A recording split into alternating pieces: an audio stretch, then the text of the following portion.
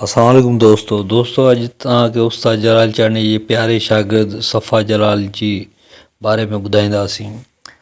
सफ़ा जलाल जो जेको असुलु नालो हो ग़ुलाम अब्बास वल्द मोहम्मद हाशिम खोसो हो। मौसीक़ी जी दुनिया में उनखे सफ़ा जलाल जे नाले सां सुञातो वेंदो हो। उहो 1966 ईस्वी में ॻोठु घोड़ो लॻ ख़ैरपुर नाथन शाह में पैदा थियो। राग विराग जी दुनिया में हुन 1980 धारे क़दम रखियो। रेडियो ते उस्ताद जलाल चांडी जे गीत ॾुखनि जूं ॻाल्हियूं कंदुसि पुनल सां, जीअं ॿुधो तीअं हुनजे अंदरि में जेको आहे ॻाइण वारो इश्क़ जेको आहे जागी पियो ऐं हुनजे मन में तंबूरे वारी तार जेका आहे वॼंदी रही। उन खां पोइ हुन उस्ताद जलाल चांडी वटि हाज़िर थी अर्ज़ु कयो त उस्ताद मूंखे बि हाणे कलाम सेखारियो ऐं मूंखे ॻाइणु सेखारियो। ऐं उस्ताद जलाल चांडी हुनजी ॻाल्हि जेका आहे गौर सां ॿुधी ऐं उस्ताद जलाल चांडी चयो त बाबा राग वॾो ॾुखियो सफ़रु आहे राग जो ऐं इन में वॾियूं जेके मुश्किलातूं ईंदियूं आहिनि। हुन चयो त उस्ताद मां हर ॻाल्हि लाइ तयारु आहियां, बसि मूंखे राग जो शौक़ु आहे, मूंखे बसि सेखारियो। पोइ उस्ताद जलाल चांडी जेको आहे हुनखे राग जी तरबियत ॾिनी ऐं पोइ उस्ताद जलाल चांडी जूं महिरबानियूं थियूं जंहिं हुनजे मथां शफ़क़त जो हथु रखियो ऐं अलाह जे करम सां उस्ताद जलाल चांडी सां गॾिजी चइनि सूबनि में स्टेज म्यूज़िकल प्रोग्राम हुन कया। तक़रीबन 25 साल उस्ताद जलाल चांडी सां गॾु हुन परफॉर्म कयो। हुनजो नालो सफ़ा जलाल उस्ताद जलाल चांडी पाण रखियो। फ़नकार सिकंदर सुमरे जे कलब ते शाइर अली हसन बबर ऐं ॿियनि दोस्तनि जी मौजूदगी में इहो नालो रखियो वियो। हुन जा मार्केट में 794 एल्बम अची चुकिया आहिनि। PTV ते 200 खां वधीक प्रोग्राम करे चुको। सभिनी सिंधी चैनलनि ते तोड़े PTV नेशनल में बि परफॉर्म कयो अथसि। उन खां अलावा आवाज़ TV ऐं सिंध गवर्नमेंट पारां दुबई में बि फ़न जो मुज़ाहिरो करे चुको। उन जूं 2 शादियूं थियल हुयूं।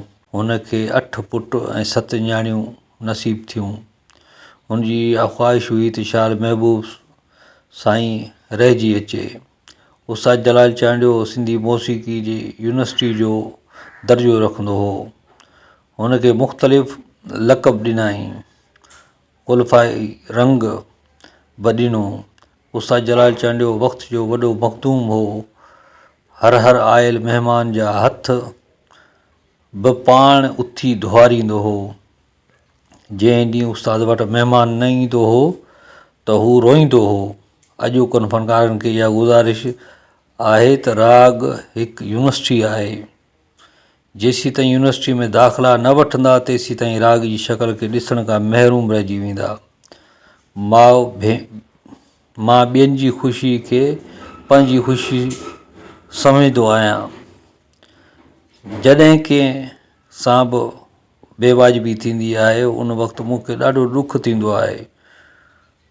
उस्ताद सफ़ा जलाल चांडी पंहिंजे एल्बम में उस्ताद बुख़ारी, राशिद मोहराई, मेहर फ़क़ीर, अला बचाव चाहियो, मोहम्मद गाॾई, ख़ादिम मीरवाही, ग़ुलाम शब्बीर नाइच, बख़्त विघियो, दीदार अली विकियो, दिलदार गुल पहवर ऐं ॿियनि सुठनि शाइरनि जी शाइरी पिणु ॻाईंदो हो।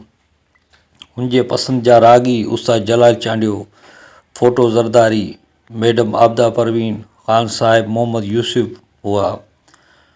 संदसि पसंदि जा राग मांझ, कोहियारी, पहाड़ी, राणो आहिनि।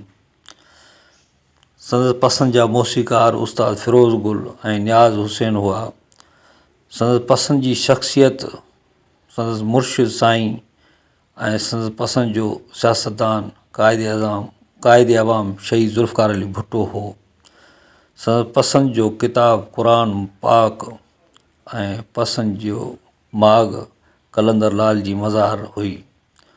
संदसि पसंदि जो खाधो अंडा आमलेट दाल ऐं संदसि पसंदि जो मशरूब नोरस शरबत हो।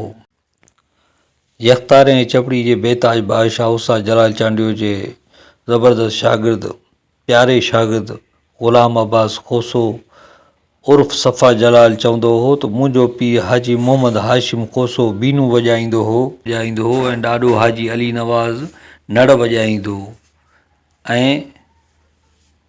ऐं बेत चवंदो हो। इन करे फ़न साज़ ऐं आवाज़ असांजे ख़ानदान में मौजूदु हो। उस्ताद सफ़ा जलाल जेको आहे असां में अॼु न आहे रहियो, दुआ कयो त अल्लाह पाक उनखे जन्नतुल फिरदौस में जॻह अता फ़रमाए। आमीन।